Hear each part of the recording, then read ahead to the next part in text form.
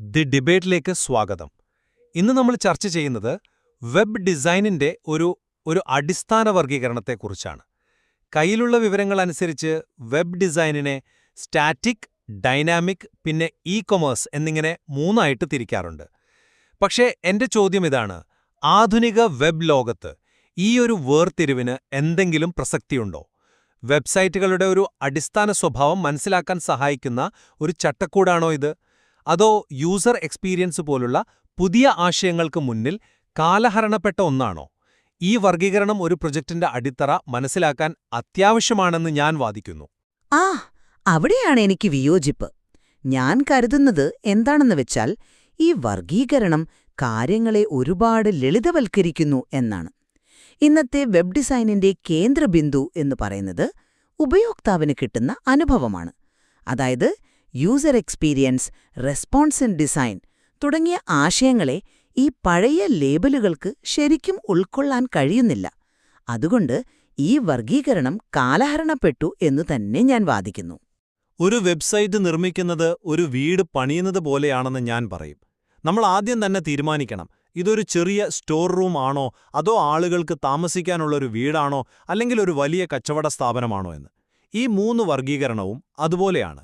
Static, dynamic, e-commerce എന്ന വേർതിരിവ് ഒരു പ്രോജക്റ്റിന്റെ ലക്ഷ്യവും വ്യാപ്തിയും തുടക്കത്തിൽ നിർവചിക്കാൻ നമ്മളെ സഹായിക്കുന്നു.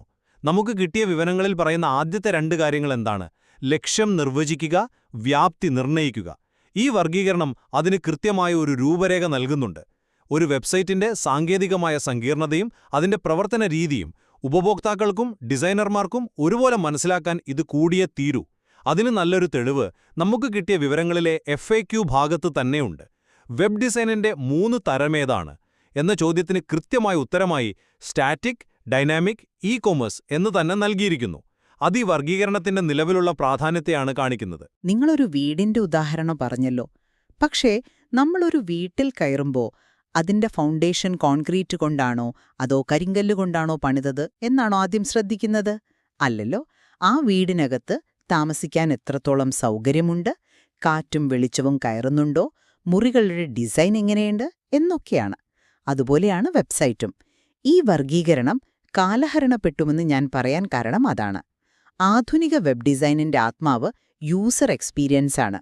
അതായത് ഒരു വെബ്സൈറ്റ് ഉപയോഗിക്കുമ്പോൾ ഉപയോക്താവിന് എത്രത്തോളം എളുപ്പവും സന്തോഷവും തോന്നുന്നു എന്നത്. നമ്മുടെ കയ്യിലുള്ള വിവരങ്ങളിൽ തന്നെ പറയുന്നുണ്ട്, user experience is central to the web designing process എന്ന്. സ്റ്റാറ്റിക് അല്ലെങ്കിൽ ഡൈനാമിക് എന്നൊരു ടെക്നിക്കൽ ലേബലിന് ഉപയോക്താവിന് കിട്ടുന്ന അനുഭവത്തെക്കുറിച്ചൊന്നും പറയാൻ കഴിയില്ല. ഇന്നത്തെ ഏറ്റവും പ്രധാനപ്പെട്ട ഘടകം റെസ്പോൺസീവ് ഡിസൈനാണ്. അതായത് മൊബൈൽ, ടാബ്ലറ്റ്, ലാപ്ടോപ്പ് തുടങ്ങി ഏത് ഉപകരണത്തിൽ നോക്കിയാലും വെബ്സൈറ്റ് ഭംഗിയായി കാണാനും ഉപയോഗിക്കാനും പറ്റണം.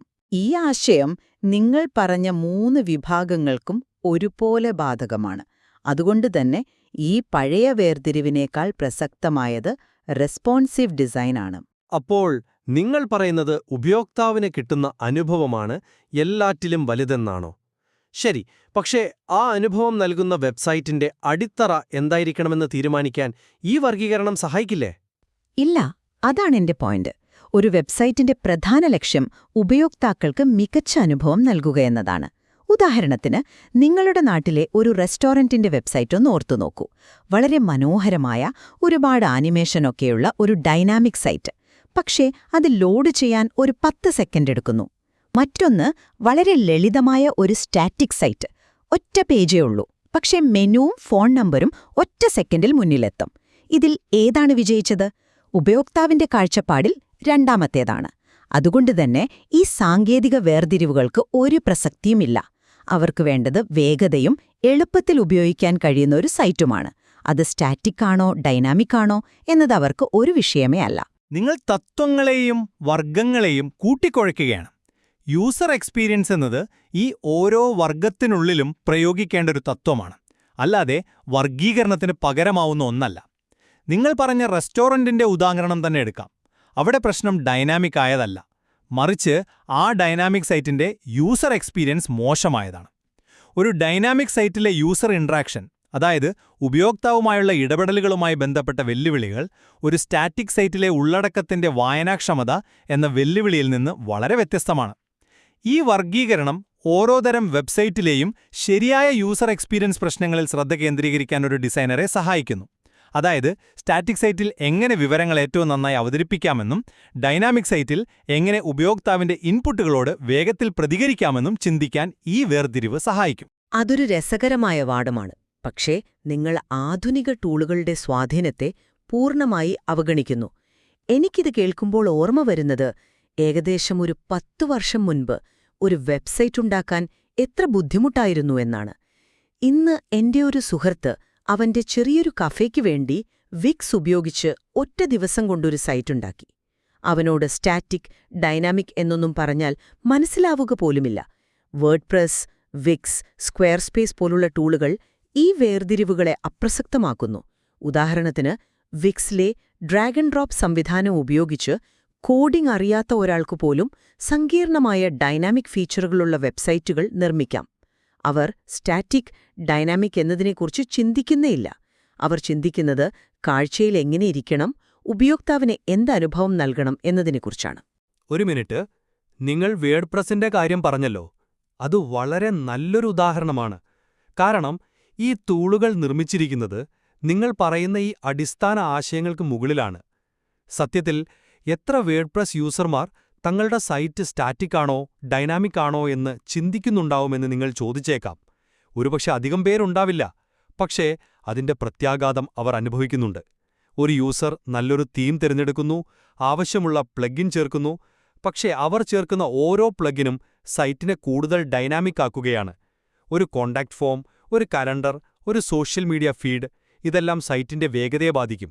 പെട്ടെന്ന് സൈറ്റ് ലോഡ് ചെയ്യാൻ സമയമെടുക്കുന്നു. അപ്പോൾ ബൗൺസ് റേറ്റ് കൂടുന്നു.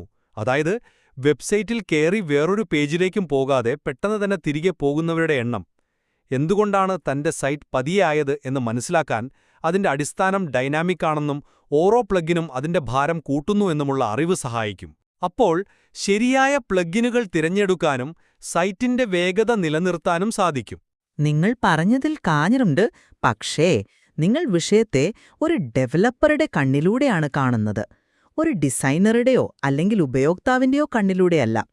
ഇനി നമുക്ക് കൊമേഴ്സിന്റെ കാര്യമെടുക്കാം. അതിനെ ഒരു മൂന്നാം വിഭാഗമായി കണക്കാക്കുന്നത് തന്നെ അനാവശ്യമല്ലേ? കൊമേഴ്സ് വെബ്സൈറ്റുകൾ അടിസ്ഥാനപരമായി ഡൈനാമിക് വെബ്സൈറ്റുകളുടെ ഒരു പ്രത്യേക രൂപം മാത്രമാണ്.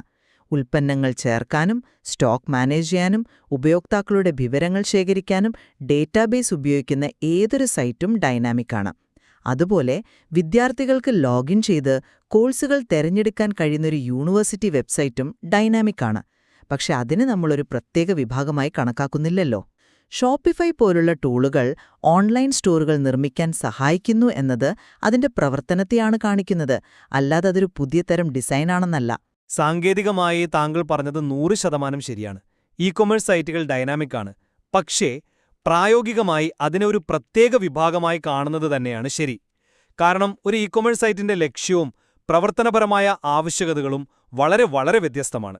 ഒരു ക്ലയന്റ് വന്ന് എനിക്കൊരു ഡൈനാമിക് വെബ്സൈറ്റ് വേണമെന്ന് പറയുന്നതും എനിക്കൊരു കൊമേഴ്സ് വെബ്സൈറ്റ് വേണം എന്ന് പറയുന്നതും തമ്മിൽ വലിയ അന്തരമുണ്ട്. കൊമേഴ്സ് എന്ന് കേൾക്കുമ്പോൾ തന്നെ നമ്മുടെ മനസ്സിലേക്ക് വരുന്നത് എന്തൊക്കെയാണ്? പേയ്മെന്റ് സംവിധാനങ്ങൾ, ഷിപ്പിംഗ് കാൽക്കുലേഷൻ, ഇൻവെന്ററി മാനേജ്മെന്റ്, ഉപഭോക്താക്കളുടെ സ്വകാര്യ വിവരങ്ങളുടെ സുരക്ഷ, നിയമപരമായ കാര്യങ്ങൾ, അങ്ങനെ ഒരുപാടുണ്ട്. ഡിസൈൻ ഘടകങ്ങൾ പോലും, ഉദാഹരണത്തിന് പ്രൊഡക്റ്റ് പേജുകളുടെ layout, add to cart button, checkout process, ഇവയൊക്കെ വളരെ സവിശേഷമാണ്. അതുകൊണ്ട് ഒരു പ്രൊജക്ടിന്റെ വ്യാപ്തി നിർവഹിക്കുമ്പോൾ ഇതൊരു കൊമേഴ്സ് സൈറ്റാണ് എന്ന് തുടക്കത്തിലേ പറയുന്നത് ആശയക്കുഴപ്പങ്ങൾ ഒഴിവാക്കാൻ ഒരുപാട് സഹായിക്കും. അതൊരു പ്രായോഗികമായ വേർതിരിവാണ്. ആ വാദത്തിൽ കഴമ്പുണ്ട്. പക്ഷേ ഞാനതിനെ മറ്റൊരു രീതിയിലാണ് കാണുന്നത്. നമ്മൾ വെബ്സൈറ്റുകളെ വർഗീകരിക്കേണ്ടത് അവയുടെ സാങ്കേതിക നിർമ്മിതി അനുസരിച്ചല്ല, മറിച്ച് അവയുടെ ലക്ഷ്യമനുസരിച്ചാണ്. ഒരു കോർപ്പറേറ്റ് വെബ്സൈറ്റ്, ഒരു ഫോട്ടോഗ്രാഫറുടെ പോർട്ട്ഫോളിയോ വെബ്സൈറ്റ്, ഒരു ബ്ലോഗ്, ഒരു ഓൺലൈൻ സ്റ്റോർ, ഇവയെല്ലാം വ്യത്യസ്ത ലക്ഷ്യങ്ങളുള്ളവയാണ്. ഈ ലക്ഷ്യങ്ങളാണ് ഡിസൈനെ നയിക്കേണ്ടത്, അല്ലാതെ അത് സ്റ്റാറ്റിക് കോഡ് കൊണ്ടാണോ ഡൈനാമിക് കോഡ് കൊണ്ടാണോ നിർമ്മിച്ചിരിക്കുന്നതെന്നല്ല. ആധുനിക ഡിസൈനിന്റെ കാതൽ ഉപയോക്താവിന്റെ ആവശ്യങ്ങൾ മനസ്സിലാക്കി അതിനനുസരിച്ചൊരു അനുഭവം രൂപപ്പെടുത്തുക എന്നതാണ്. നിങ്ങൾ പറയുന്ന ഈ പഴയ വർഗീകരണം ആ കാഴ്ചപ്പാടിന് ചിലപ്പോഴൊരു തടസ്സമായേക്കാം. ഡിസൈനർമാർ സ്റ്റാറ്റിക് അല്ലെങ്കിൽ ഡൈനാമിക് എന്ന പെട്ടിയിൽ ഒതുങ്ങി ചിന്തിക്കാൻ ഇത് കാരണമാകും. എനിക്ക് തോന്നുന്നത് നമ്മൾ ഒരേ കാര്യത്തെ രണ്ട് വ്യത്യസ്ത കോണുകളിൽ നിന്ന് നോക്കുന്നു എന്നാണ്. നിങ്ങൾ പറയുന്ന ലക്ഷ്യാധിഷ്ഠിത വർഗീകരണം പ്രോജക്റ്റ് മാനേജ്മെന്റിന്റെ ഭാഗമാണ്. അത് വളരെ പ്രധാനപ്പെട്ടതുമാണ്. ഞാൻ പറയുന്ന സ്റ്റാറ്റിക് ഡൈനാമിക് വർഗീകരണം അതിന്റെ സാങ്കേതിക അടിത്തറയെക്കുറിച്ചാണ്. ഇവ രണ്ടും പരസ്പരം ഒഴിവാക്കുന്നവയല്ല, മറിച്ച് പൂരകങ്ങളാണ്. ഒരു പ്രോജക്റ്റിന്റെ ലക്ഷ്യം നിർവചിച്ച ശേഷം അത് നേടാൻ ഏത് സാങ്കേതിക മാർഗമാണ് ഉചിതമെന്ന് തീരുമാനിക്കാൻ ഈ അടിസ്ഥാന വർഗീകരണം സഹായിക്കുന്നു. ഉദാഹരണത്തിന്, നിങ്ങളുടെ നാട്ടിലെ ഒരു ചെറിയ ബേക്കറിയുടെ വെബ്സൈറ്റ് ഒന്ന് ആലോചിച്ചു നോക്കൂ. അവർക്ക് വേണ്ടത് മെനു, ലൊക്കേഷൻ, ഫോൺ നമ്പർ എന്നിവ പ്രദർശിപ്പിക്കുക എന്നതാണ്. ഇവിടെ സ്റ്റാറ്റിക് സൈറ്റാണ് ഏറ്റവും നല്ലത്. കാരണം ഇതിന് ഡേറ്റാബേസ് ഇല്ലാത്തതുകൊണ്ട് ഹാക്ക് ചെയ്യാനുള്ള സാധ്യത വളരെ കുറവാണ്. കൂടാതെ പരിപാലിക്കാനും ചെലവ് കുറവാണ്. നേരെ മറിച്ച് ഒരു വാർത്താ പോർട്ടലിന് ഓരോ മിനിറ്റിലും വാർത്തകൾ അപ്ഡേറ്റ് ചെയ്യേണ്ടി വരും. അവിടെ സ്റ്റാറ്റിക് സൈറ്റ് ഒരു ഓപ്ഷനേ അല്ല. ഈ തീരുമാനമെടുക്കാൻ ഈ വർഗീകരണം അത്യാവശ്യമാണ്. അതൊരു നല്ല വാദമാണ്. പക്ഷേ നിങ്ങൾ പരിഗണിക്കാത്ത ഒരു കാര്യമുണ്ട്. ഇന്ന് സ്റ്റാറ്റിക് ഡൈനാമിക് എന്നതിലെ അതിർവരമ്പുകൾ മാഞ്ഞുപോയിക്കൊണ്ടിരിക്കുകയാണ്.